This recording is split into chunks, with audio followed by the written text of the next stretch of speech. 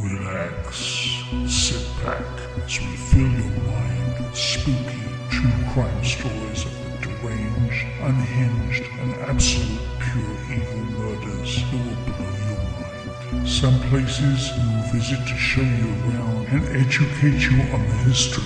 Other times we will bring you to the paranormal because the dead never lie silent for too long. Be the last time anybody sees us alive.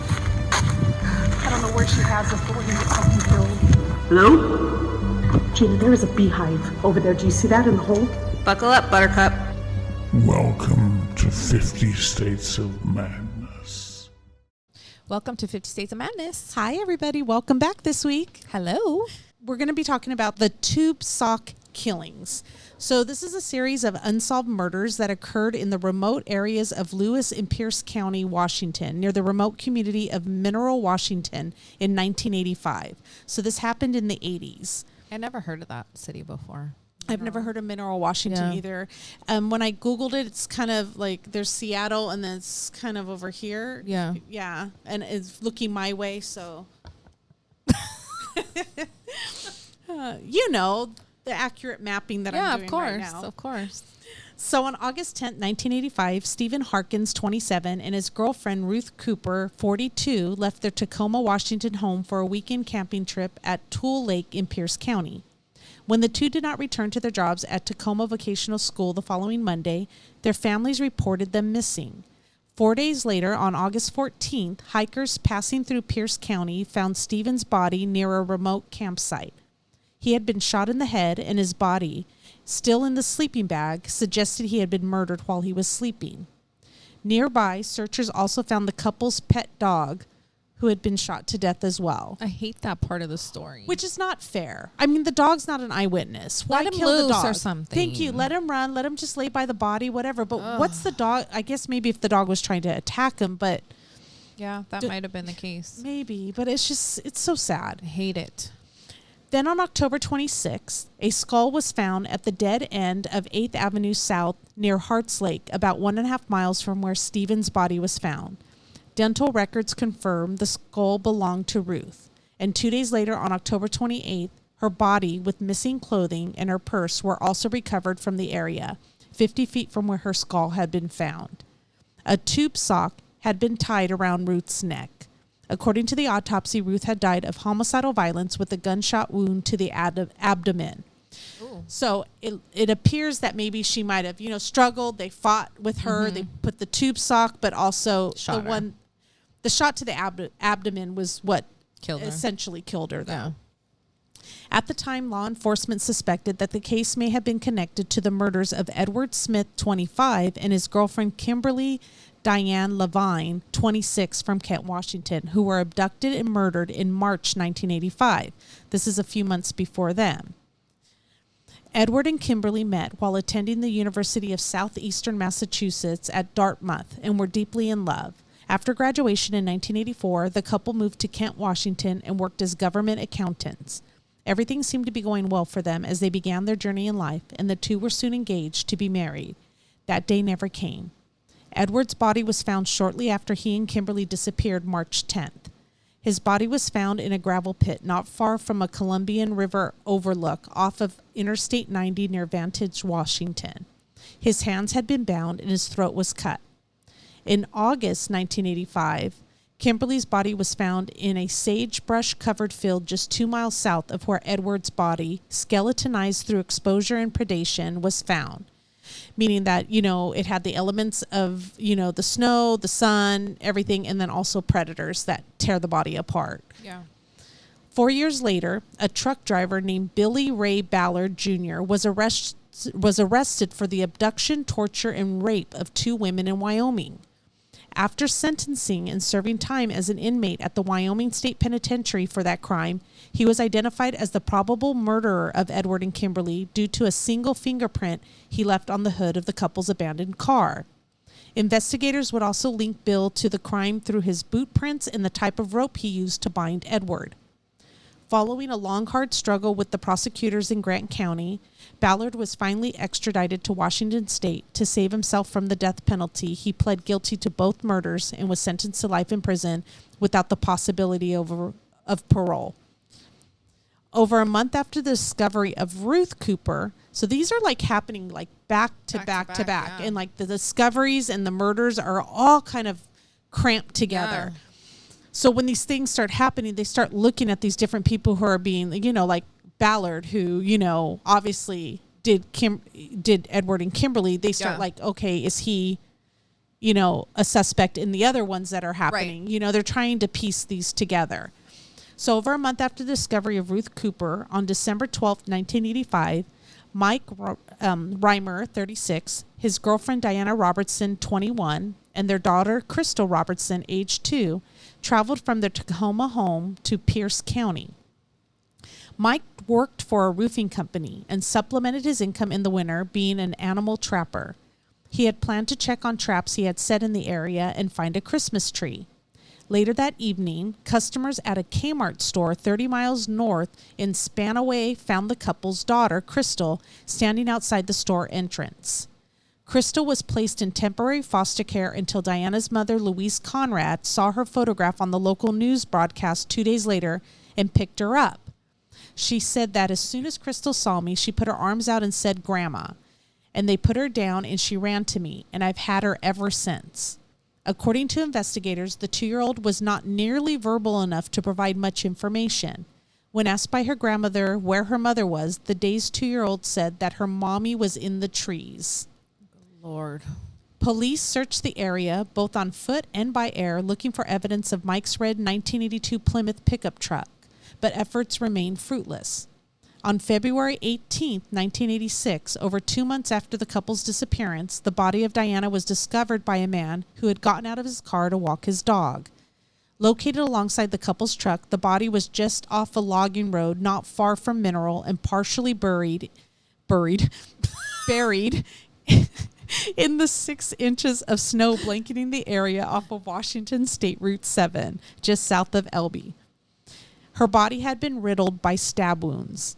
Bloodhounds scoured the area in the following days. But Bloodhounds scoured. What did I say? Scored. Of course I did. Bloodhounds scoured the area in the following days, but 6 inches of snowfall impeded the search. Mike's pickup truck was also found near Diana's body. In the truck, police discovered a note on the dashboard that read, "I love you, Diana." It was written on a manila envelope. Diana's mother believes that the handwriting was Mike's. She states that she has had cards that he had given to her on different holidays and things, and they are exactly signed the same way. However, an FBI expert was not so confident, stating that handwriting analysis was, in fact, inconclusive and no definitive link to Mike could be made. Bloodstains were also found on the seat of the truck. Unfortunately, after 2 months and about 2 weeks, some of the characteristics of the blood were lost, and they were not able to tell what the blood type was, but they were able to tell that the blood was human. Also in the vehicle was Mike's winter coat, an item he would have been unlikely to leave behind. An autopsy revealed that Diana had been stabbed 17 times and, as with Ruth Cooper, was also found with a tube sock tied around her neck. According to Detective Nizer, the tube sock on Diana had been tied with exactly the same type of knot as in the earlier murder.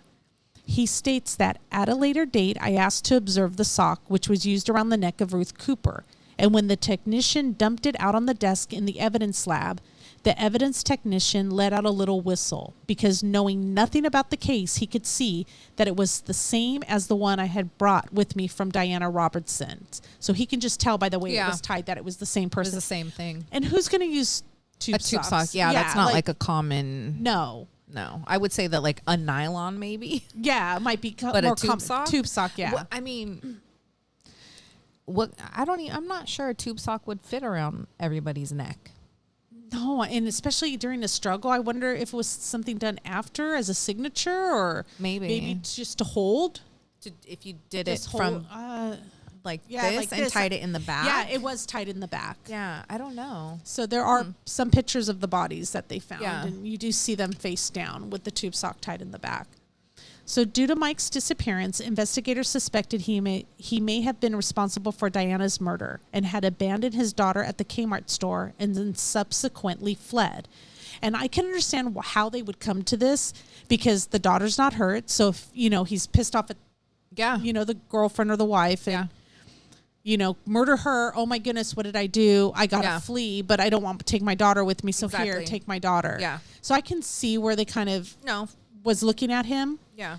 However, police were unable to determine a solid motive for Mike to kill his girlfriend, even though they were known to have a stormy relationship.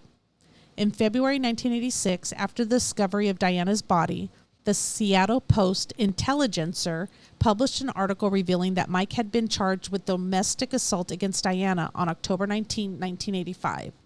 According to Darlene Robertson, Diana's sister, he beat her up. He took everything out on her.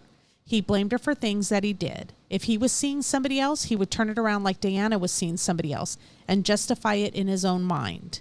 It's very unlikely that somebody who in a heat of passion or gets pissed off at somebody is a serial kill, like does it to another couple and is serial killing, Yeah, is it a clean tube sock? Is it one that's been taken off? Like, do you just off their whip feet? it off your foot and you're just like, yes, just get them. So I don't know, like why but I see they got to look at everything. I feel like it's like they're leaving a mark. Like they want it to be known. They want them to be connected. They want those two to be connected. Yeah.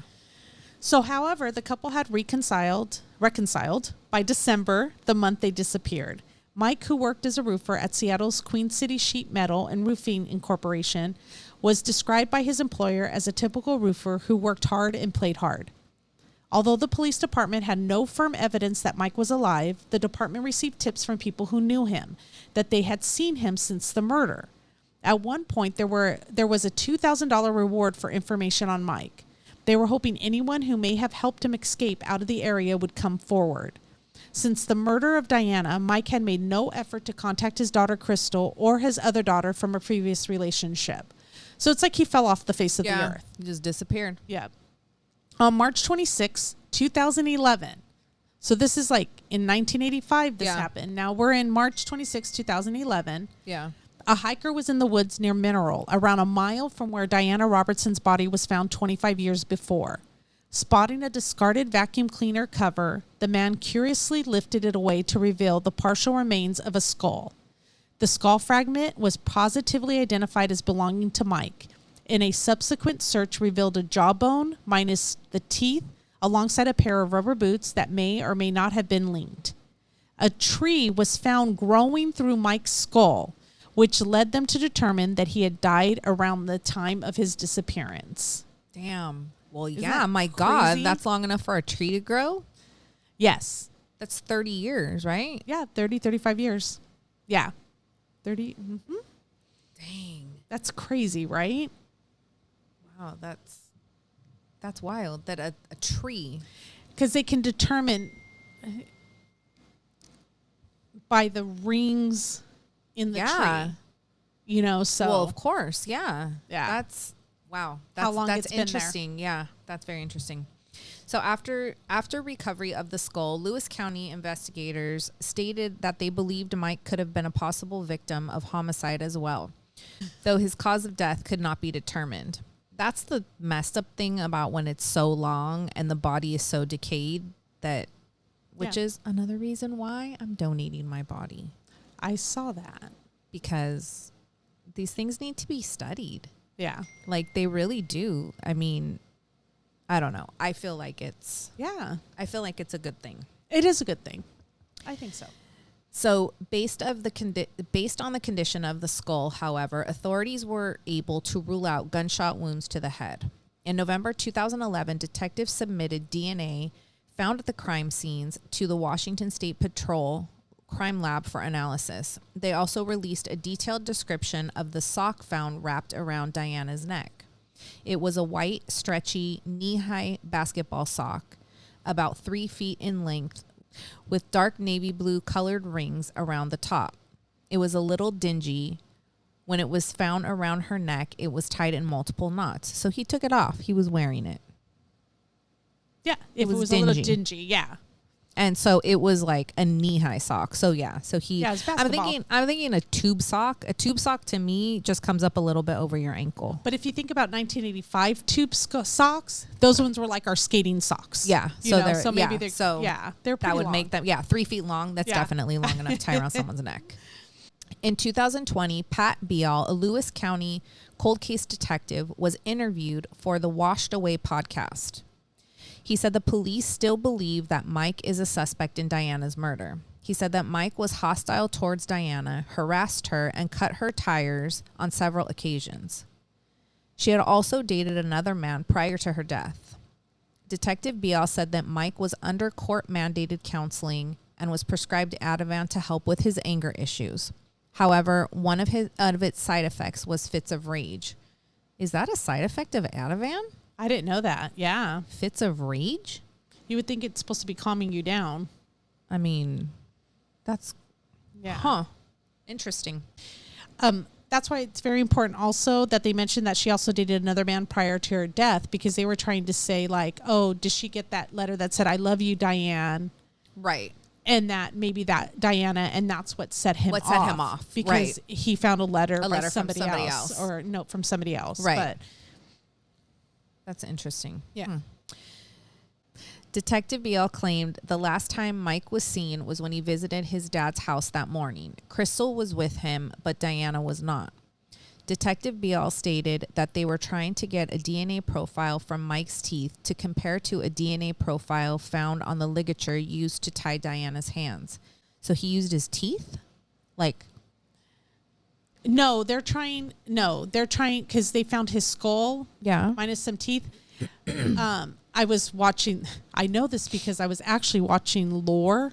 It's a show on Netflix or Prime or something.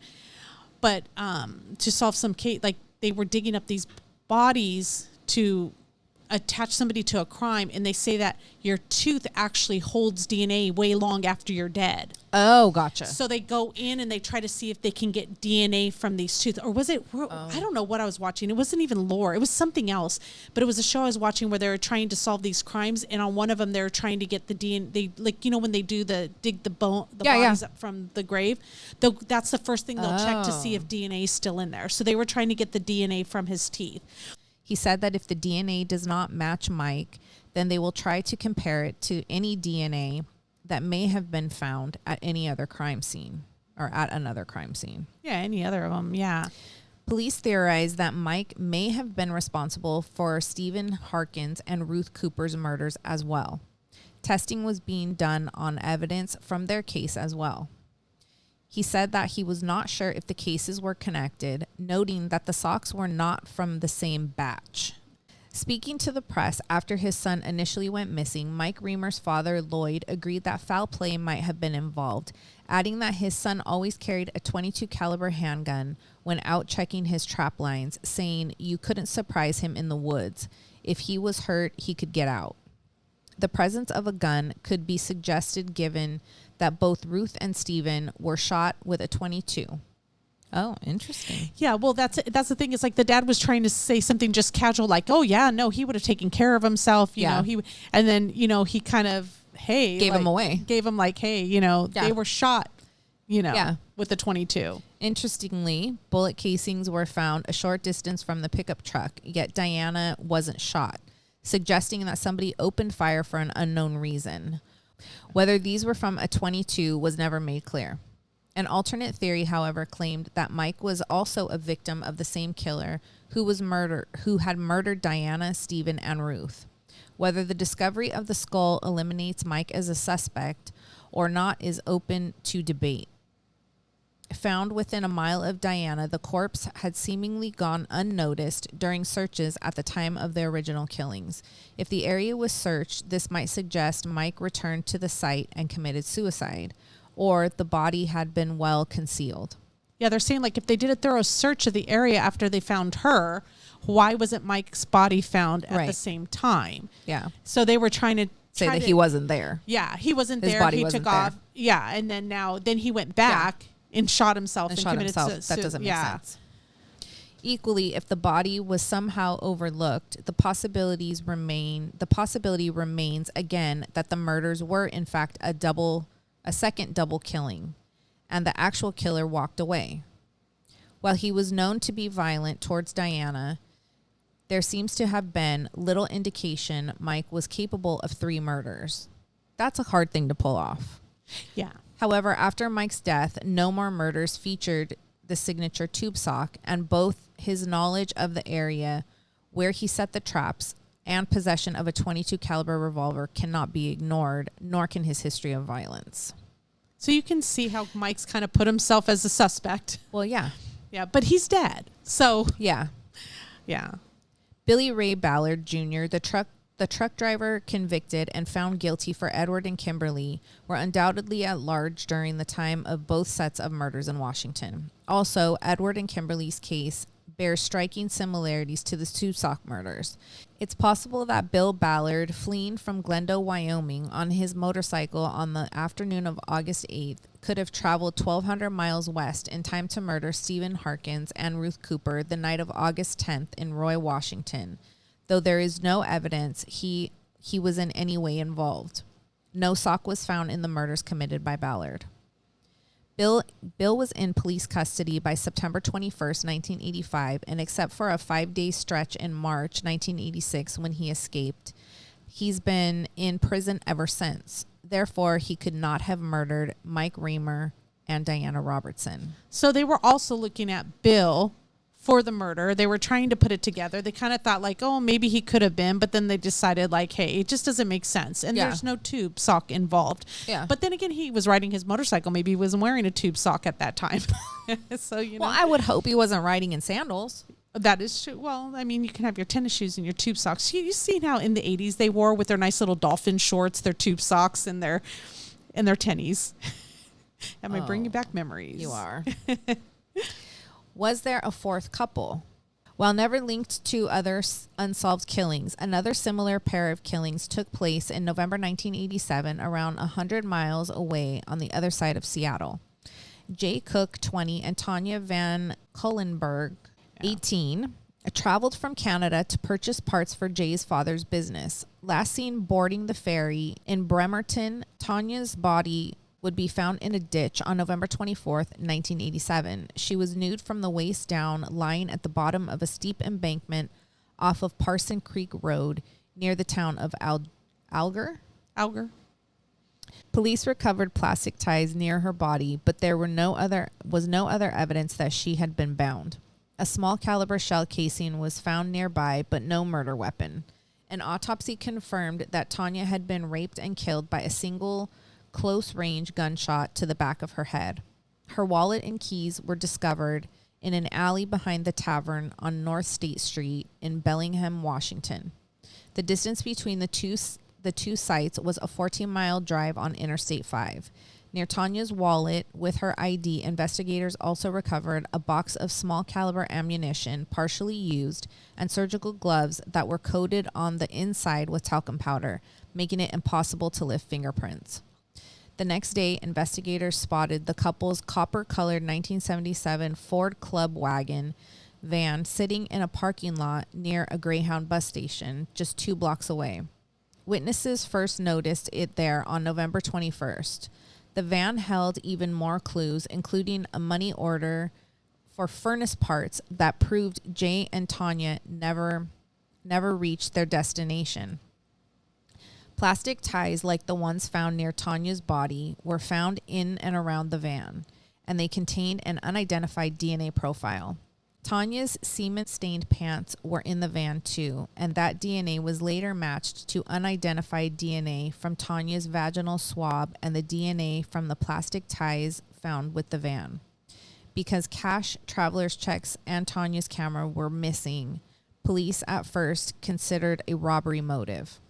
Police initially suspected Jay was responsible for the killing until Thanksgiving Day, just 5 days after the couple went missing.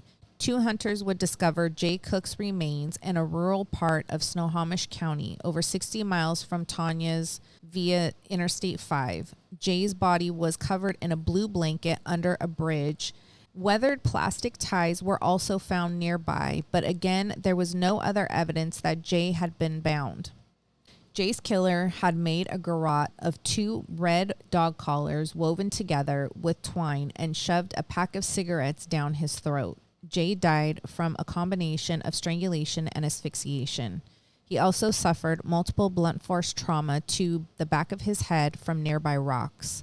In 2018, new techniques allowed DNA collected in 1987 to be uploaded to GED Match. 2 cousins were found, and police soon arrested William Earl Talbot II, a truck driver. His palm print was also a match to the one found at the couple's van's back door. At the time of the 1987 murders, William was a 24-year-old delivery truck driver in the Seattle-Tacoma area. He lived periodically with his parents in Woodinville, Washington, was never a suspect, never interviewed or investigated, and never a subject of a tip. Isn't that crazy? Like somebody who never came on the radar, all of a sudden, DNA matches and a palm print matches. Yeah. Because of our, like somebody who would have never been looked at, but because of technology. And probably thought that he got away with it. I got away with this. Yeah. 30 years later, like, you know, but DNA catches up to you. Yeah. You know? Absolutely. William was, however, a drug and alcohol user prone to violence and estranged from his family because of it. His police record includes an indecent exposure charge and a misdemeanor assault charge in 1985 that stemmed from kicking his sister so hard that he broke her tailbone. He sexually assaulted the same sister when she was 11 and he was 13, tortured the family cat, and physically bullied his disabled father, threatening to kill him by running him over with the car. I'm sorry, but that just absolutely screams serial killer to me. Yeah. Despite the DNA match, William pleaded not guilty to killing Jay and Tanya, claiming he had consensual sex with Tanya and knew nothing about the murders. In June 2019, a jury found William guilty of 2 counts of aggravated first-degree murder after deliberating 3 days. He was given 2 life sentences without the possibility of parole at Washington State Penitentiary. In December 2021, the ruling was reversed based on William's claim that the court seated a biased juror. William also argued that his defense was not allowed to present evidence that two brothers confessed to the murders while in prison, even recalling the unpublished detail of shoving cigarettes down Jay Cook's throat. Since those 2 brothers' DNA did not match the unknown profile, they were ruled out. William accused investigators of having tunnel vision, focusing solely on him and excluding other evidence in favor of the DNA match, and that the DNA only proves sexual contact, not rape, murder, or any other circumstances of the crime. In December 2022, William's sentence was reinstated. We can expect more appeals from William Talbot in the future, and he remains a person of interest in the Tubesock murders. While it is little comfort, some peace will undoubtedly be felt that Talbot is finally behind bars. However, this is a peace that has been denied to the families of Ruth Cooper, Steve Harkins, Diana Robertson, and possibly Mike Raymer. It is a near certainty that at least 3 of those individuals were killed by the same hand in the woods around Tacoma, possibly 4, maybe more. While Ballard admitted 2 of the killings, there is a possibility he may have still been involved in more. Mike Raymer still seems to be the only suspect for the killing of his girlfriend. The results of the DNA testing in that case is still pending. So they submitted this back in 2021, and I was trying to look it up as to see if did the results come back, because they were expecting it. Well, in 2020, they were expecting these results to come back in 2021. Like some of the podcasts I was reading, seeing some of the information I was seeing, they're like, oh, so we should have the results by. But none of the results have come back. So I don't know if it came back as it's not a match. Did they not get DNA from his teeth? Did they not get, enough DNA extracted? So I'm still going to keep, trying to find out if Mike is connected. It doesn't take 3 years to get. But I'm thinking, like, is it because of COVID and it shut things down? Maybe. So maybe it was put on the back burner and we haven't gotten to it again. So I don't know what's happening with the results, because expected Yeah. it to come out too, but I cannot find the like I just put in DNA results for tube sock killings. You would think that would be the first thing that popped up if it matched Mike. So, or if it didn't match Mike, at least give the guy a break. But so far, it just seems like it's kind of in limbo. So I'm really interested into seeing what the DNA test says, because if they can extract it from the tooth and they can get it from, you know, the tube sock, enough DNA, maybe they can make a connection. I'm really hoping that they rule him out. But if they rule him in, then let's try to see how he's connected to the other tube sock killing. You know, that obviously those two couples are connected. I mean, both the tube stocks, for sure. Those two are connected. Without a doubt. Yeah. The other two, it seems like it was solved. They were trying to piece it together, trying to think that it might have been the same person. But people who committed those murders, they did look at them for the tube sock killings as well. Right. But I just find that in reading some of the Reddits and stuff, that it just feels like Washington, this area is kind of like the Texas killing fields. It's a place where bodies can easily be dumped because it's just massive forest area. Yeah, I feel like there's a lot of areas that are like that. You know, like just driving, no matter what state you're in, you could just be driving and it's like a huge area and you just look off to the side, like people could just dump bodies there and nobody would ever know. Can't even find it for years later until somebody pulls over for their dog to take a piss on the side of the road and then you find a body. Yeah. So that was a long story, but thank you for sticking with us. I know it was a little bit confusing because, you know, we have 4 couples, 8 people here. You know, we have, you know, 2 convicted felons and, you know, 1 suspect, but they were trying to tie it all together and they're trying to solve these crimes in that area. And hopefully one day, it'll work. So, well, thank you for watching another week, and we will be back next week. I'm thinking of doing Scott Peterson because there's some shows that were released on Peacock, and I know him talking. Yeah, I got hammered last time. We did an episode on Scott Peterson. It was a shoot the shit episode. I was playing devil's advocate. Like, what if Scott Peterson didn't do it? Bunch of people came at me. But yeah, so I've already watched the 3 episodes. I forget what it's called. There's 2 though. The one where Scott Peterson talks, and then there's a different one that has 3 episodes, and it's basically about Lacey Peterson. Yeah. So maybe we'll have to touch on that because I would like to hear what some people have to say about him coming out and speaking. So, okay. Yeah. So we will see you guys next week. Sounds good. Thank see you guys next week. Bye.